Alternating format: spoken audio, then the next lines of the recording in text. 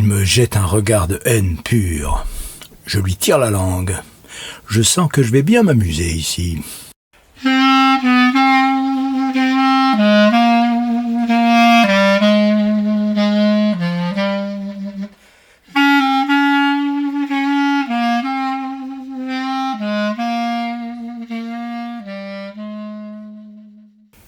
La revue Rue Saint-Ambroise et l'association Rue du Conservatoire vous proposent 24 heures dans la vie d'un vieil homme de Marie Chotek.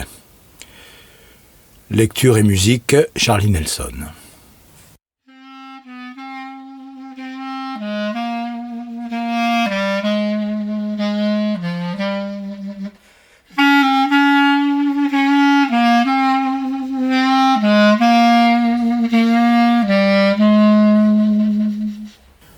Les pompiers m'ont déposé à l'entrée. Ce serait plus juste de dire qu'ils m'ont jeté devant le bureau de l'accueil des urgences.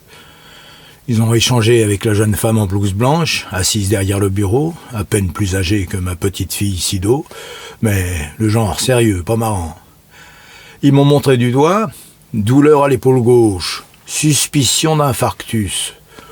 Mais à leur ton pas franchement convaincu, on voyait bien que la suspicion, c'était moi. Il a passé la barre des 80, alors on a préféré quand même vous l'amener, a précisé le capitaine des pompiers. La jeune femme me fait signe d'avancer. J'ai le souffle court. La douleur dans mon bras gauche va et vient. J'ai peur, soudain. J'ai beau avoir passé la barre des 80, comme dirait l'autre, j'ai pas du tout envie de mourir.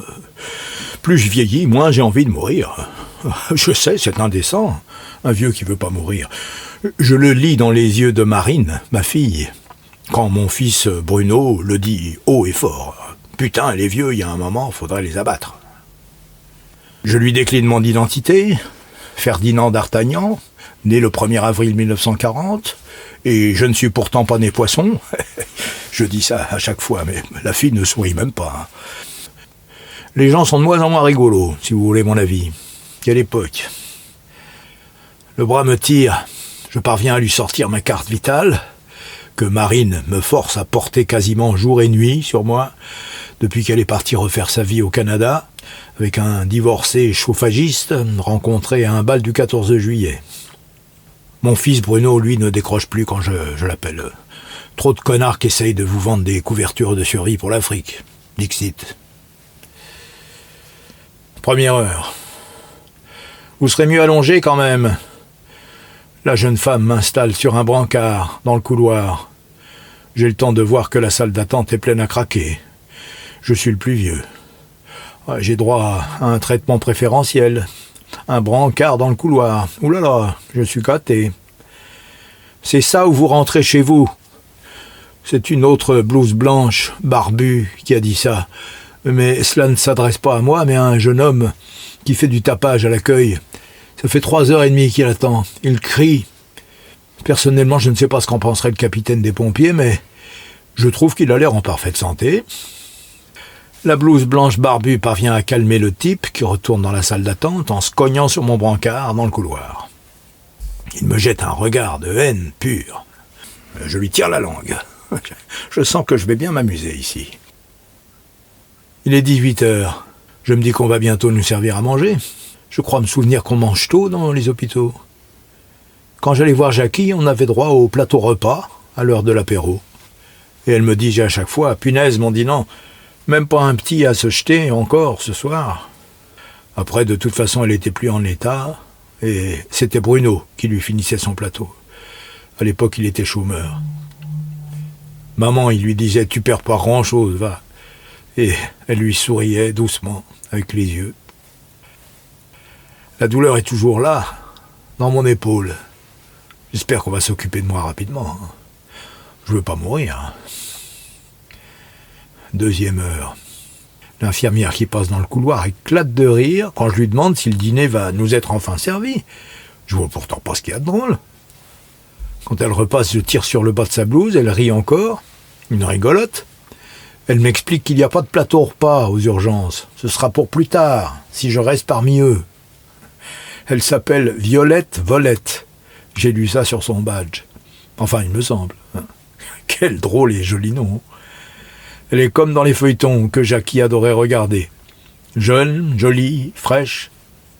Elle vient m'apporter un verre d'eau et un biscuit. Je ne devrais pas, normalement, elle me chuchote, mais ça me fait de la peine de vous voir, là, sur ce brancard. Je lui dis de ne pas s'inquiéter. J'en ai vu bien d'autres dans la vie. À commencer par la guerre d'Algérie, que je lui raconterais bien, mais elle n'a pas le temps, ça se voit. Quand, moi, du temps, c'est la seule chose qui me reste. Je n'ai rien à cacher sur cette guerre, vu que je me planquais aux chiottes à l'heure de l'atelier électricité, comme on disait avec Dédé, ou des opérations spéciales. Et le pire, c'est qu'on ne m'a jamais trouvé. Violette me sourit. « Soyez patient, monsieur Devedjian. Certains sont là depuis la veille. »« Je m'appelle D'Artagnan, je grommelle. Ferdinand D'Artagnan, pas Devedjian. » Elle éclate à nouveau de son rire joyeux. « Quel drôle et joli nom !» elle s'exclame depuis le bout du couloir, alors qu'elle franchit la porte au carré vitré et flouté, menant au sein des saints. 3e heure. J'ai dû m'assoupir un peu. Quand je rouvre les yeux, la première chose que j'aperçois est un balai qui me regarde. Enfin, je veux dire que la personne qui tient le balai me regarde. Un noir, un jeune. Il me sourit. « Désolé, monsieur, je voulais pas vous réveiller. » Je suppose que c'est un sans-papier, comme ceux que Sido adore ramasser. Elle leur sert la soupe, leur apprend le français. Elle va finir par nous en ramener un dans la famille. Sido Traoré, merci bien. Je souris timidement au jeune homme.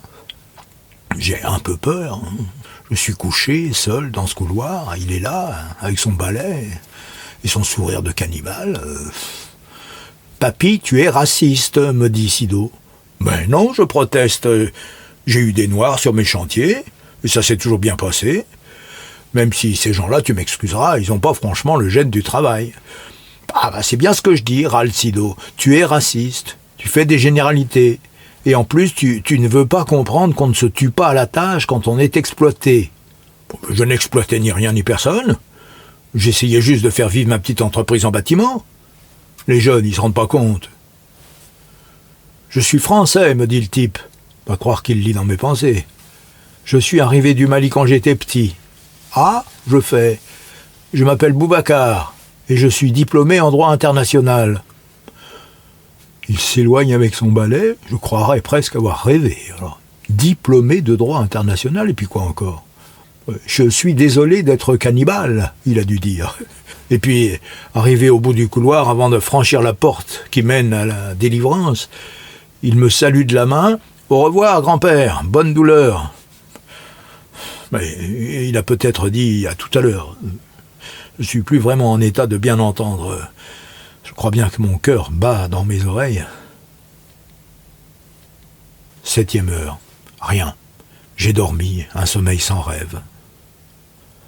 Mon bras me fait toujours mal. Ça me semble même gagner le thorax.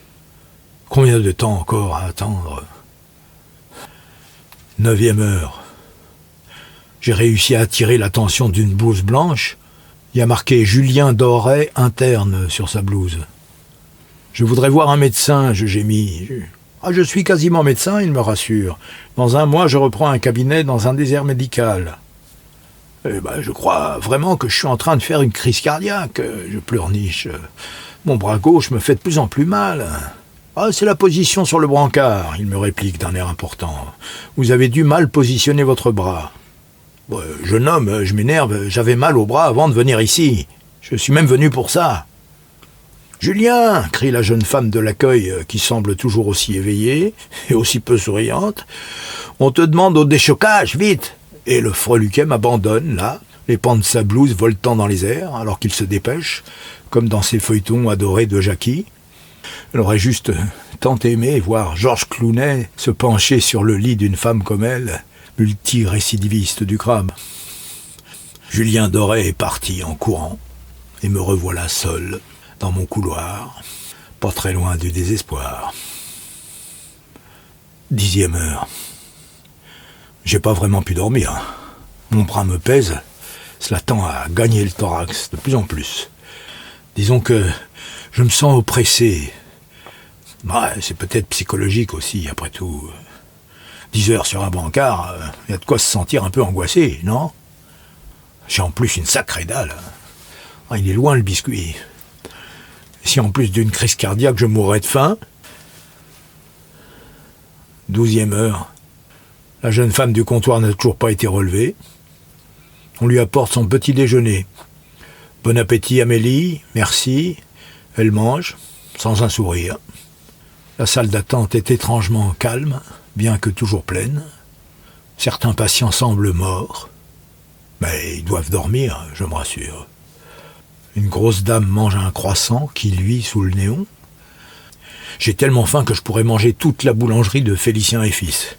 Feu mon frère cadet, qui lui, au contraire de moi, a pu refiler son affaire à son fils Marius. Bruno m'a juste dit « Tu te fous de ma gueule, j'espère ?» J'ai toujours pas bien compris quel était l'emploi de mon fils. Community manager, papa, c'est ça mon boulot.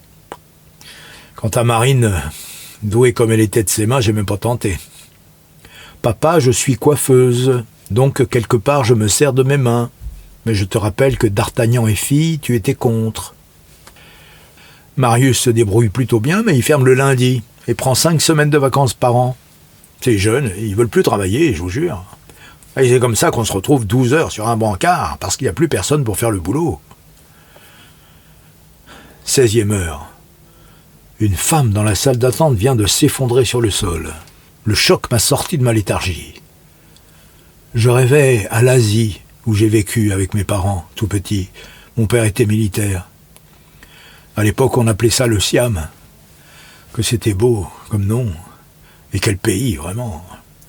Bon, je vous épargnerai les clichés exotiques, mais ils étaient là. Quelle beauté. Je me baignais dans un fleuve avec Félicien, le même fleuve où s'est noyée notre petite sœur, Simone, que nous étions censés surveiller. Ce qui fait qu'après, on est rentré en France avec ma mère, qui ne nous a plus parlé que pour le nécessaire. On n'a plus jamais revu notre père, qui est resté en Asie. Sur mon brancard, je me mets à pleurer. L'Asie, Simone, la douleur dans mon bras, et Jackie.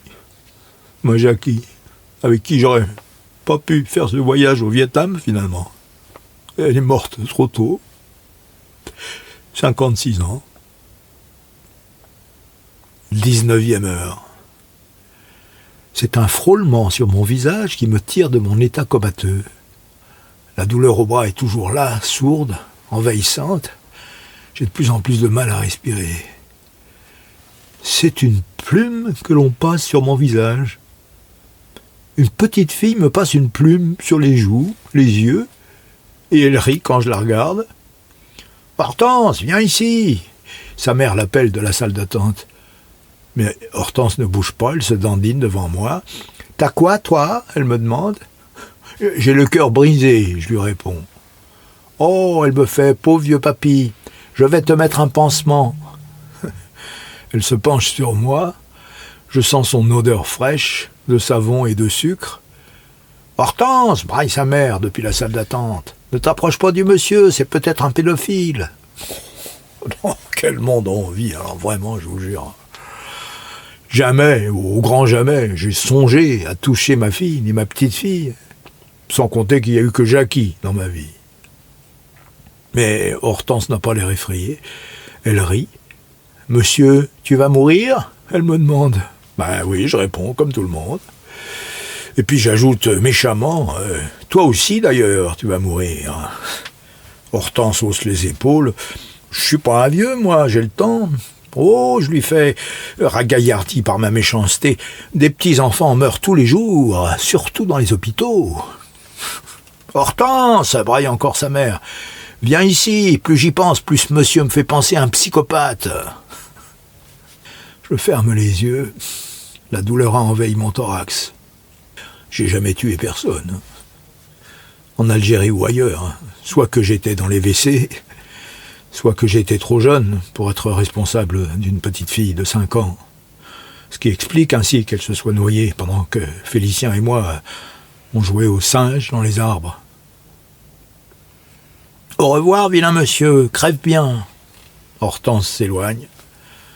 Je vois son petit corps se dandiner. sa jupette battant en cadence ses jambes aussi menues que celles de Simone lorsqu'on l'avait retirée des eaux. 22e heure. J'arrive plus à bouger du tout. Je suis comme une momie dans son sarcophage. Sauf que je suis sur un brancard, depuis près d'1 jour. Je voudrais dire au revoir à Marine, lui dire que j'ai fait ce que j'ai pu, sachant qu'elle ne peut pas non plus se vanter d'un parcours sans faute. Il n'y a qu'à voir son divorce, et son fils, Romaric, qui porte des jupes l'été pour aller faire du shopping avec ceux qu'il appelle ses copines. Quant à mon fils Bruno, j'aurais rien à lui dire. À l'instar de community manager, nous n'avons plus aucun langage commun. Sa dernière conquête, qui doit avoir l'âge de Sido, l'embrasserait sans doute dans le cou alors que je suis en train de l'appeler pour lui dire que je meurs. Je meurs seul quand j'étais aux côtés de Jackie et de Sylvestre, mon labrador chéri, qui a rendu l'âme l'an passé. 24e heure. Je me sens prêt. Mon cœur bat par à-coups. La douleur a pris tout mon corps. Ils sont finalement là, autour de moi, Marine et Bruno, mais surtout Sido, qui me tient la main fort, comme si j'allais accoucher de ma propre mort. « Ça va aller, papy », elle me dit. « C'est rien, la mort. C'est juste un mauvais moment à passer. » Je vois au loin la porte aux fenêtres floutées, où disparaissent les heureux appelés. Elle semble danser devant mes yeux comme un appel, un très lointain appel, qui, cependant, ne me fait plus du tout envie. Je suis passé à autre chose. Je ferme les yeux. La main de Sido est chaude dans la mienne. Je sens que je m'en vais. Je pars rejoindre Jackie, en donnant la main à Sido, tandis que Bruno doit encore être à regarder son portable et que Marine doit feuilleter un magazine de coiffure. Je ne dirais pas que je suis bien, non, mais enfin, je me sens apaisé et calme, très calme. « Monsieur, ouvrez les yeux, répondez-nous !» Je sens soudain qu'on s'agite autour de moi. On me secoue, on me tapote et on crie « On le perd, on le perd !» Je me croirais presque le héros d'un des feuilletons de Jackie. « Vite, vite, il est en train de partir !» Je sens un choc dans toute ma poitrine. Mon pauvre cœur est comme aspiré. Mon buste monte puis redescend. « Encore, essayez encore, Mélanie, serre-lui plus fort la main. » À nouveau ce choc dans tout le thorax. Je retombe sur le brancard. Merde, on le perd. Mais foutez-lui la paix à mon cœur, mon pauvre cœur. Et toi, Massido, tiens-moi la main, sans la serrer. Sois juste là, avec moi. Je suis en train de m'envoler dans le ciel. Un plafond gris aux dalles mal scellées. Léger comme les ballons d'air que je t'offrais, enfant. Adieu le ballon, comme tu disais. Adieu ma petite fille. Moi aussi, je ne reviendrai plus jamais en bas.